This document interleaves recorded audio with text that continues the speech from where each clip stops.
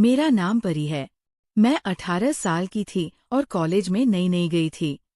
मेरी जिंदगी उस वक्त बिल्कुल साधारण थी। मैं पढ़ाई में ठीक थी और अपने सपनों में खोई रहती थी। लेकिन कॉलेज की दुनिया कुछ अलग ही थी। वहाँ हर लड़की के पास कोई ना कोई रोमांचक कहानी होती थी। मेरी सहेली अक्सर अपने बॉयफ्रेंड के बारे में बातें करती रहती थी। कोई अपनी सीक्रेट डेट के किस्से सुनाती तो कोई अपने फोन कॉल्स के बारे में बताती। मैं चुपचाप उनकी बातें सुनती रहती थी, क्योंकि मेरी जिंदगी में ऐसा कुछ नहीं था।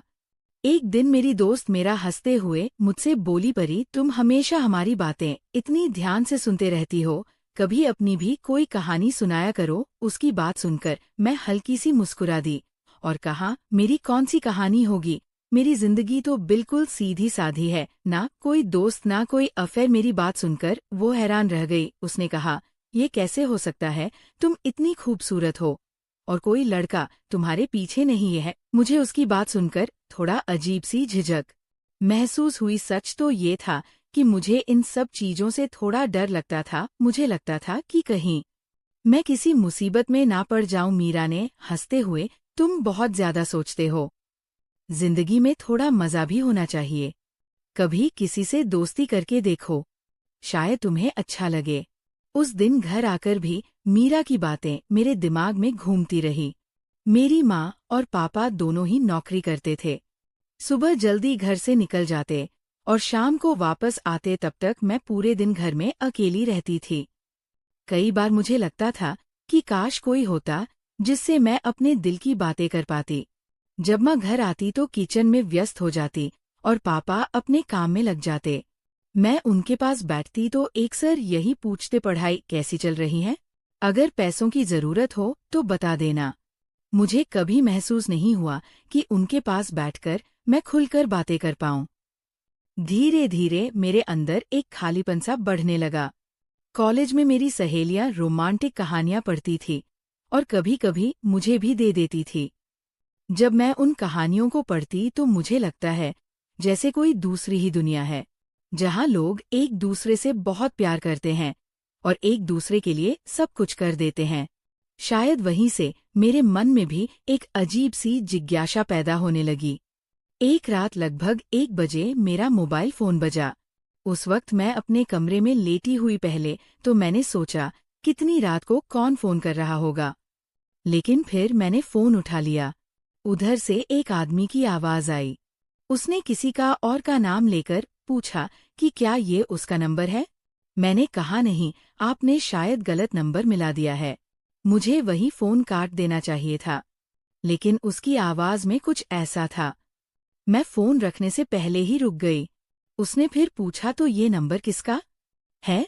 मैंने थोड़ा झिझकते हुए कहा, ये मेरा नंबर है, मेरा नंबर ही है। मेरी ये बात सुनकर बाल का साहस पड़ा और बोला, आपकी आवाज बहुत प्यारी है, क्या हम दोस्त बन सकते हैं? उसकी ये बात सुनकर मेरा दिल तेजी से धड़कने लगा। मुझे समझ नहीं आ रहा था कि क्या कहूँ, लेकिन उसमें मुझे अपनी दोस्त मीरा की बातें याद आ गई। उसने कहा कि कभी कभी जिंदगी में अचानक मिलने वाले लोग भी अच्छे दोस्त बन सकते हैं। मैंने थोड़ी देर चुप रहने के बाद उससे कहा, मैं आपको जानती भी नहीं हूँ, फिर दोस्ती कैसे कर सकती हूँ? वह बोला, दोस्ती करने के बाद ही तो जान पहचान बढ़ती है, आप चाहे तो मुझसे कुछ भी पूछ सकती है। उसकी बातें सुनकर मुझे लगा कि शायद वो बुरा इंसान नहीं है। काफी देर तक हमारी छोटी छोटी बातें होती रही। उस रात के बाद वो अक्सर मुझे फोन करने लगा, कभी रात को, कभी शाम को। धीरे धीरे हमारी बातचीत लंबी होने लगी। अब मुझे भी उसके फोन का इंतजार रहने लगा था। जब भी वो फोन करता, उसकी बात सुनकर मुझे अजीब सी खुशी महसूस होती थी। उसका नाम राहुल बताया था। वह हमेशा बहुत प्यार से बातें करता था, मेरी तारीफ करता और मेरी पढ़ाई के बारे में पूछता। कभी कभी मुझे लगता कि शायद यही वो एहसास है जिसके बारे में मेरी सहेलियां बात करती थी। कुछ ही दिनों में मुझे उसकी आदत सी हो गई थी। मैं दिन में कई बार अपना फोन देखती, कहीं उसका मैसेज तो नहीं आया। एक दिन उसने मुझसे कहा कि क्या मैं तुम्हारी एक तस्वीर देख सकता हूँ? मैं जानना चाहता हूँ कि मेरी दोस्त दिखने में कैसे। उसकी बात सुनकर मैं थोड़ी घबरा गई। मुझे समझ नहीं आ रहा था कि मुझे क्या करना चाहिए। अगले दिन मैंने कॉलेज जाकर मीरा को सारी बात बता दी। मेरी बात सुनकर वो बहुत खुश हुई। उसने कहा, इसमें डरने की क्या बात है? अगर वो तुम्हारा दोस्त है तो तुम्हारी तस्वीर देखना चाहता है, इसमें गलत क्या है? उसकी बात सुनकर मेरा डर थोड़ा कम हो गया। शाम को मैंने अपने फोन में एक साधारण सी तस्वीर खींची और उसे भेज दी। कुछ देर बाद उसका जवाब आया। उसने दिल का इमोजी भेजा और लिखा, मुझे पता था कि तुम्हारी आवाज की तरह तुम भी बहुत खूबसूरत होगे। उसका ये मैसेज पढ़कर मैं शर्मा गई। उस दिन के बाद हमारी बातें और भी ज्यादा होने लगी। अब मुझे लगने लगा कि शायद मेरी जिंदगी में कोई खास इंसान आ गया। अब राहुल से मेरी रोज बात होती थी। कभी देर रात तक तो कभी सुबह कॉलेज जाने से पहले उसकी आवाज सुनना जैसे मेरी आदत बन चुकी थी। कई बार मैं खुद हैरान हो जाती कि कुछ ही दिनों में कोई इंसान मेरी जिंदगी में इतना खास कैसे बन गया। राहुल हमेशा बहुत तरीके से बातें करता था। वह मेरी पढ़ाई के बारे में पूछता, मेरे दिन के बारे में पूछता और कभी-कभी मुझे सुनाने के लिए मजेदार किस्से भी सुनाता था। उसकी बातें सुनते ही हुए मुझे लगता था जैसे कोई ऐसा दोस्त मिल गया जो मुझे सच में समझता है। शाम उसने मुझसे कहा, पर मुझे लगता है कि अब हम काफी अच्छे दोस्त बन चुके हैं और सच्चे दोस्तों के बीच कोई राज नहीं होना चाहिए। मैंने मुस्कुराते हुए कहा, हाँ, शायद तुम ठीक कह रहे हो। फिर वो थोड़ी देर चुप रहा और बोला, मुझे तुम्हारी एक और तस्वीर देखनी है। इस बार ऐसी तस्वीर जिसमें तुम मुस्कुरा रही हो। उसकी बात सुनकर मैं हल्का सा शर्मा गई, लेकिन अब तक मैं उस पर भरोसा करने लगी थी। इसलिए मैंने ज्यादा सोचा नहीं और अपनी एक और तस्वीर भेज दी। कुछ ही मिनटों बाद उसका मैसेज आया। उसने लिखा, तुम सच में बहुत प्यारी लगती हो। अगर कभी सामने मिलोगे तो शायद मैं कुछ देर तक बोल ही ना पाऊं। उसकी ये शब्द पढ़कर मेरे चेहरे पर अनजाने से मुस्कान आ गई। अब हमारी बातचीत में एक अजीब सा अपनापन आने लगा। कभी कभी वह मुझे बताता कि उसे कौन कौन सा रंग पसंद है और कौन सा मौसम अच्छा लगता है, और कभी वह मुझसे भी ऐसे ही सवाल करता। एक दिन उसने अचानक कहा कि मुझे लगता है कि तुम्हें हल्के गुलाबी रंग के कपड़े बहुत अच्छे लगेंगे। तुम्हारी तस्वीर देखकर मुझे ऐसा महसूस हुआ। उसकी बात सुनकर मैं हंस पड़ी और कहा, तुम्हें कैसे पता? उसने जवाब दिया, दोस्त क्यों? दोस्त के बारे में इतना तो अंदाजा हो ही जाता है। उसकी उसी रात उसने मुझसे कहा कि मैं तुम्हें एक छोटा सा तोहफा भेजना चाहता हूँ, दोस्ती की याद के तौर पर। पहले तो मैंने मना कर दिया, लेकिन वह बार बार कहने लगा कि ये सिर्फ एक छोटा सा गिफ्ट है, इसमें मना करने जैसी कोई बात नहीं है।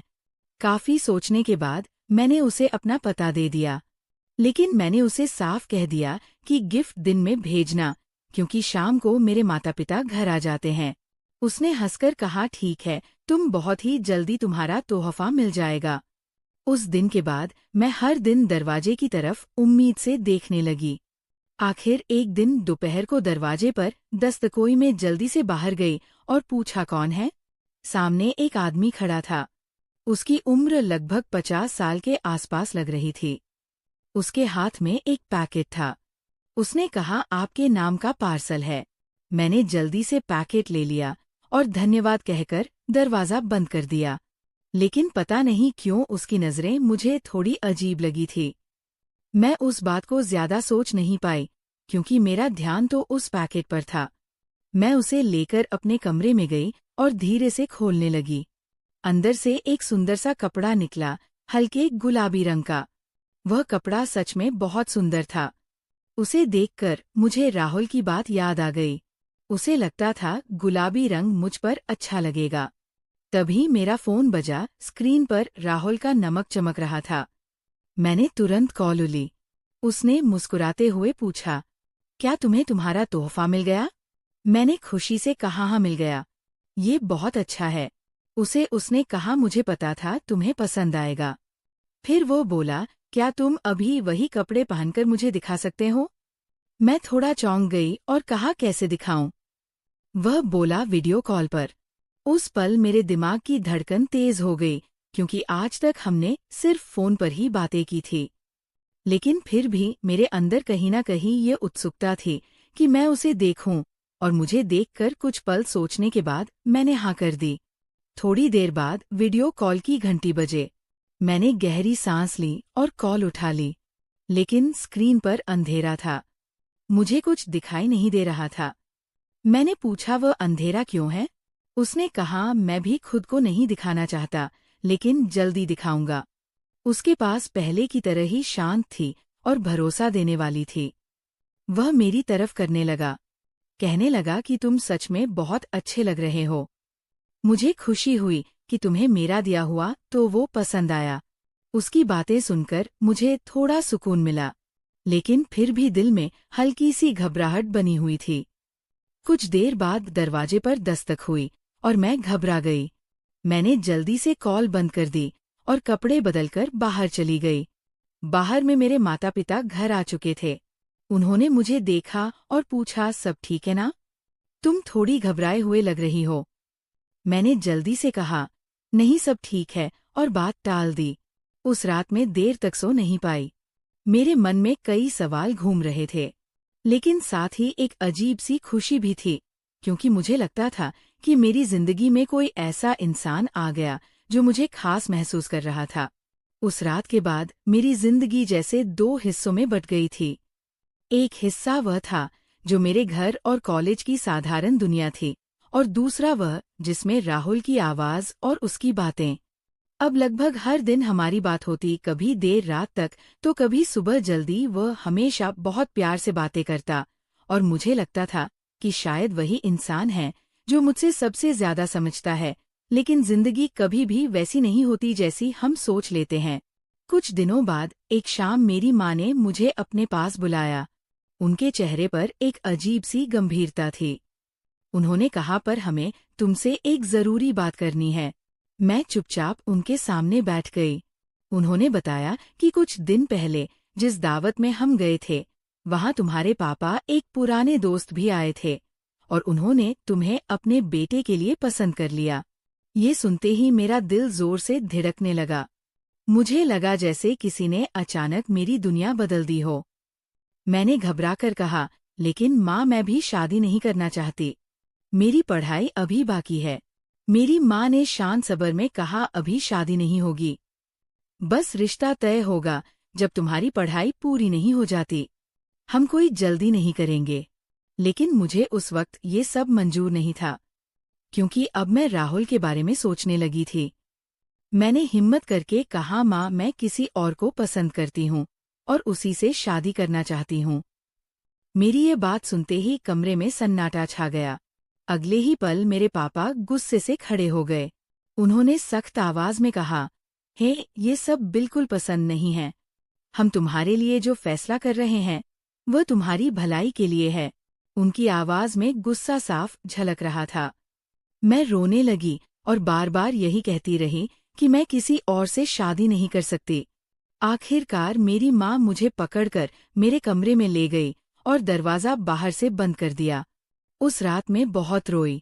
जब राहुल का फोन आया तो मैंने सारी बात उसे बता दी। उसने कुछ देर चुप रहने के बाद कहा, पर अगर तुम सच में मुझसे प्यार करती हो ना, तो हम एक रास्ता निकाल सकते हैं।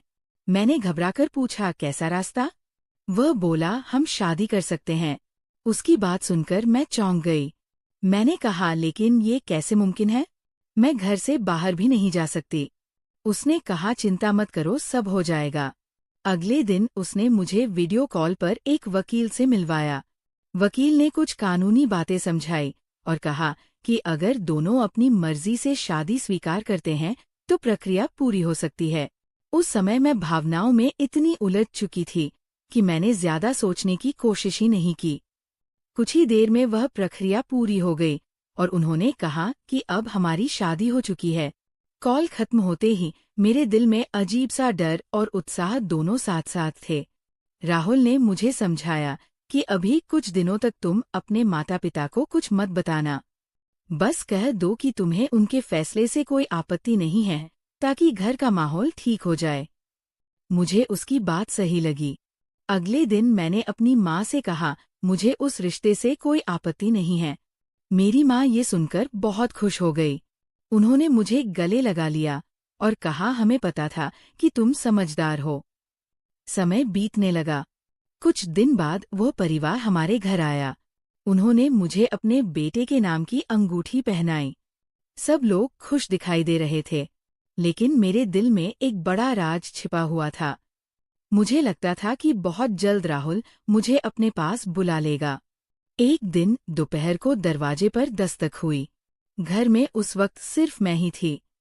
मैंने दरवाजा खोला तो सामने एक आदमी खड़ा था। उसकी उम्र लगभग 50 साल के आसपास लग रहे थे। उसने कहा, मैं तुम्हारे लिए कुछ कागज लेकर आया। मैंने उसे अंदर बुलाया। उसने मुझे कुछ दस्तावेज दिए और कान पर तुम्हारे हस्ताक्षर चाहे। मैं समझ गई कि शायद ये वही कागज है जिसका राहुल ने जिक्र किया था। मैंने बिना ज्यादा सोचे उन पर साइन कर दिए। उसने मुझे पहचान पत्र का नंबर भी पूछा। मैंने उसे बता दिया और उसने अपने फोन से मेरी एक तस्वीर भी ले ली। इस समय मुझे सब सामान्य लगा, लेकिन मुझे ये नहीं पता था कि ये सब मेरी जिंदगी का सबसे बड़ा मोड़ बनने वाला है। कुछ दिन बाद शाम के समय हम सब घर में बैठे खाना खा रहे थे। तभी दरवाजे पर जोर से दस्तक हुए। मेरे बाबा उठे और दरवाजा खोला।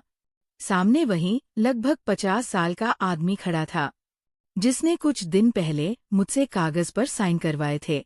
उसने सीधे मेरे पापा से कहा, मुझे मेरी पत्नी से मिलना है। ये सुनकर मेरे पापा हैरान रह गए। उन्होंने गुस्से में पूछा, तुम कौन हो?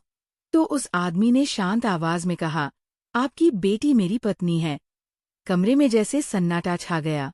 मेरे माता पिता मेरी तरफ देखने लगे और मैं खुद भी समझ नहीं पा रही थी कि ये सब क्या हो रहा है। तभी उस आदमी ने पूछा, कागज? तभी उस आदमी ने कुछ कागज और एक वीडियो दिखाया, जिसमें मैं वीडियो कॉल पर शादी स्वीकार कर रही थी। मेरे पापा के हाथ कांपने लगे। मेरी माँ की आंखों में आंसू आ गए और मैं वहीं खड़ी सब कुछ देखती रह गई। उसी पल उस आदमी ने फिर से बात की और जैसे ही उसकी आवाज मेरे कानों में पड़ी, मेरी सांस रुक सी गई, क्योंकि वो आवाज बिल्कुल वही थी जिसे मैं इतने दिनों से सुनती आ रही थी। वह राहुल की आवाज थी। मुझे तब समझ आया कि जिस इंसान से मैं फोन पर बात करती रही, वह यही आदमी था। उस पर मुझे लगा जैसे जमीन मेरे पैरों नीचे से खिसक गई। मेरे माता पिता दुख और गुस्से से भर गए। उन्होंने कहा, अगर तुमने ये फैसला खुद किया है तो अब तुम्हें उसी के साथ जाना होगा। मैं रोना चाहती थी, लेकिन मेरे पास कोई संबंध नहीं थे। मैं सिर्फ ये सोच रही थी कि मैंने अपनी एक गलती से सब कुछ खो दिया था और अब मेरी जिंदगी एक ऐसे रास्ते पर जा रही थी जिसकी मैंने कभी कल्पना भी नहीं की थी। उस पर मेरे लिए सब कुछ जैसे रुक गया था। मेरे माता पिता की आंखों में दर्द था और मेरे दिल में फंसा हुआ। मैं समझ ही नहीं पा रही थी, आखिर मैंने अपनी जिंदगी के साथ ये क्या कर दिया। वह आदमी जिसे मैं इतने दिनों से राहुल समझकर अपनी दुनिया बनाए बैठी थी, वह मेरे सामने खड़ा था और उसकी उम्र मेरे पापा के आसपास लग रही थी। मेरे पापा ने भारी आवाज में कहा, अगर तुमने अपनी मर्जी से फैसला किया तो अब हमें कुछ कहने का हक नहीं रहा। मेरी माँ रोते हुए मुझे देखती रही, लेकिन उनके चेहरे पर निराशा साफ दिखाई दे रही थी। उस समय मेरे पास कोई जवाब नहीं था, क्योंकि जो कुछ हुआ उसमें मेरी अपनी गलती भी थी। मैं चुपचाप इस आदमी के साथ घर के बाहर निकल आई। बाहर एक गाड़ी खड़ी थी। उसने दरवाजा खोला और मुझे आगे बैठने का इशारा किया। पूरा रास्ता हम दोनों खामोश रहे। मैं खिड़की से बाहर देखते रहे और अपने फैसले के बारे में सोचते रही। मेरे मन में बार बार यही सवाल आ रहा था कि काश मैंने थोड़ा सोच लिया होता, काश मैंने किसी समझदार इंसान से सलाह ले ली होती। कुछ देर बाद गाड़ी एक बड़े से घर के सामने रुक गई। जब हम अंदर गए, घर बहुत शांत था, जैसे वहां कोई रहता ही ना हो। उसने मुझे कमरे में बैठने को कहा और खुद कुछ देर के लिए बाहर चला गया। मैं उस कमरे में बैठे अपने भविष्य के बारे में सोचती रही। मुझे डर भी लग रहा था और पछतावा भी हो रहा था। दिन बीतते गए। मैं उस घर में रहने लगी। वह आदमी मेरे साथ सामान्य व्यवहार करता था, वो अक्सर मुझसे अच्छी बातें करता, लेकिन मेरे दिल में उसके लिए पहले वैसा भरोसा नहीं रहा जैसे पहले था। मुझे लगता था जैसे मेरी जिंदगी एक अजीब सी खामोशी में फंस गई। लगभग 1 महीना ऐसे ही गुजर गया। उस दौरान उस घर में कोई और नहीं आया। एक रात अचानक दरवाजे पर दस्तक हुई। उसने जाकर दरवाजा खोला और एक नौजवान अंदर आया। उसकी उम्र लगभग 20 साल के आसपास होगी। वो आते ही उस आदमी के गले लगकर रोने लगा और कहने लगा कि उसकी जिंदगी में बहुत बड़ी परेशानी आ गई है। वह उस वक्त किचन में थी, लेकिन आवाज सुनकर बाहर आ गई। जैसे ही उस नौजवान की नजर मुझ पर पड़ी, वो अचानक रुक गया और मुझे हैरानी से देखने लगा। फिर उसने उस आदमी से पूछा, ये कौन है? उस आदमी ने शांत आवाज में कहा, ये मेरी पत्नी है। ये सुनकर वो नौजवान जैसे सतबंद रह गया। उसने मुझे ध्यान से देखा और फिर उस आदमी की तरफ मुड़कर बोला, चाचा, ये वही लड़की है जिससे मैं बात करता था। मैं सुनकर हैरान रह गई। मुझे समझ नहीं आ रहा था कि वह क्या कह रहा था। वह दोनों कमरे के अंदर चले गए, लेकिन उनकी आवाज बाहर तक आ रही थी। नौजवान कह रहा था, चाचा, मैं इस लड़की को दिल से चाहता था। मैं अपने आप से अपनी बात भी बता चुका था। फिर आपने ऐसा क्यों किया? उस आदमी ने धीरे से जवाब दिया, जब तुमने मुझे इसे गिफ्ट देने भेजा था तभी मैंने इसे देखा और उस समय मुझे लगा कि शायद किस्मत मुझे एक मौका दे रही है। उसने आगे कहा, मेरी और तुम्हारी आवाज काफी मिलती है, इसलिए मैंने तुम्हारे फोन से इसका नंबर ले लिया और फिर उससे बात करना शुरू कर दिया। ये सब सुनकर जैसे पत्थर बन गई थी। मुझे महसूस हुआ कि मैं किसी कहानी का किरदार बन गई हूँ, जिसमें मेरे फैसलों का फायदा दूसरों ने उठा लिया है। फिर उस आदमी ने मुझे कहा, मुझे पता था कि तुम जवान हो और तुम्हें जिंदगी में बहुत मौके मिलेंगे, लेकिन मुझे लगा कि शायद यह लड़की मेरे साथ रहकर भी खुश रह सकेगी। तभी उस नौजवान ने दुखी आवाज में कहा, लेकिन आपने मेरे भरोसे को तोड़ दिया।